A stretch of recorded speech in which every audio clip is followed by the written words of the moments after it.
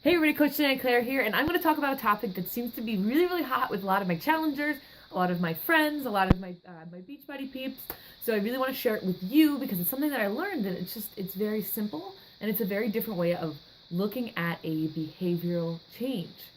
I want to get a specialty in this now, so I love to share this with you because I'm also learning it right now. I'm applying it to my life, and I love your feedback on your thoughts about it.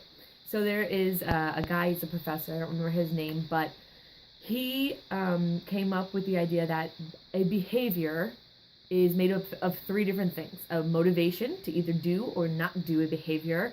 It's also made up of your ability to do or not do a behavior. And then the last one is a trigger.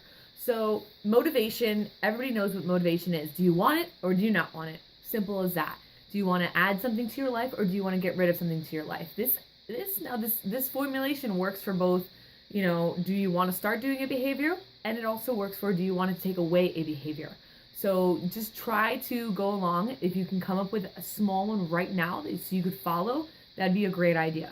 So your motivation, either do or you don't want to do it. Your ability, so can you actually do it? For instance, if you have a cake on the table, you have the ability to eat it, right? Your mouth works, your body works. You can pick up a fork and you can eat it, or you can just use your hand if you really want to. So you have the ability to or not. If the cake is not there, you do not have the ability to do it. Then the last one, this is the one that a lot of people seem to forget, and this is the one where you get to go and you get to really be observant about your life. And this is why journaling is so effective, because it really picks up on triggers. The last one is a trigger. It's a reasoning. It's something that goes off. Unfortunately, a lot of the times our triggers are just habitual, meaning that subconsciously something happens and we go through a specific rhythm or routine because it's easy. We get caught on autopilot going through our days or going about doing something, and we let it get the best of us. We let our old habits come in, and they've created automatic triggers.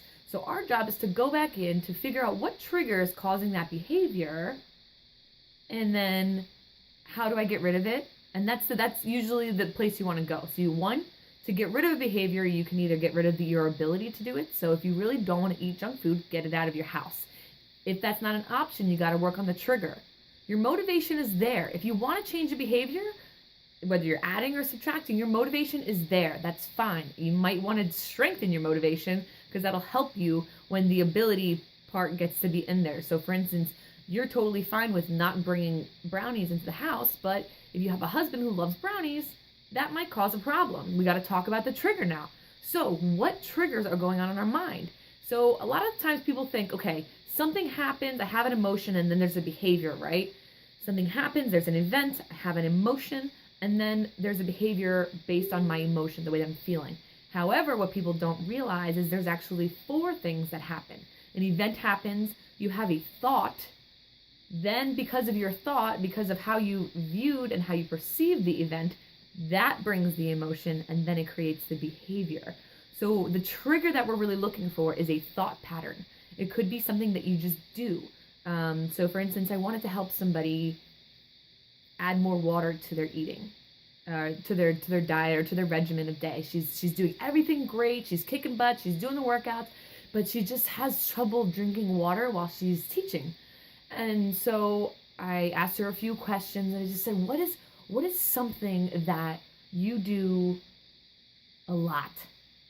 You want to make the behavior as small as possible. If you want to add a behavior, just add something very small. So for instance, I'm not gonna say, oh, just drink a gallon of water a day. That doesn't solve the problem. So let's just talk about a sip. How do we get her to take a sip of water? And then we can make it multiply throughout the day. So I asked her, what's something that you do during your school day that is very frequent? And she came up with the answer of, I check my email a lot. I went to the computer, I asked her different things and made her think. She checks her email a frequent amount. So what we did is we tied a trigger. We wanted to create a behavior, so we created something that we already do, and we're going to attach sipping water to that behavior. So now every time she goes to check her email, she's going to take a sip of water. It is going to take some time, some dedication, some very, very high awareness to be able to do this. But it's a nice, simple way to start picking up a great habit. and actually I like to call them rituals, because habits are kind of just subconscious and we don't really think about them. And rituals are more like, I'm in charge, I get to decide, I'm going to do this right now. So create some awesome rituals or get rid of some bad ones. So I hope this helps in some sort of way. If you need more help, if you want to dig a little bit deeper to this, I'm going to put a link in this post and you can schedule a call with me and we'll talk about it and we'll dig a little deep and we'll try to help you. I don't know if you guys have been following me lately, but I've been wanting to get rid of a problem of acne and picking at my face. And I learned that my trigger was being in my car, looking at my face, and I've actually done a beautiful, beautiful job of getting rid of that bad habit. So I wish you guys all the best. Comment, let me know your thoughts. Let me know what behavior you want to actually add or get rid of, and I'd be more than happy to help you. I love you guys, and I'll see you later.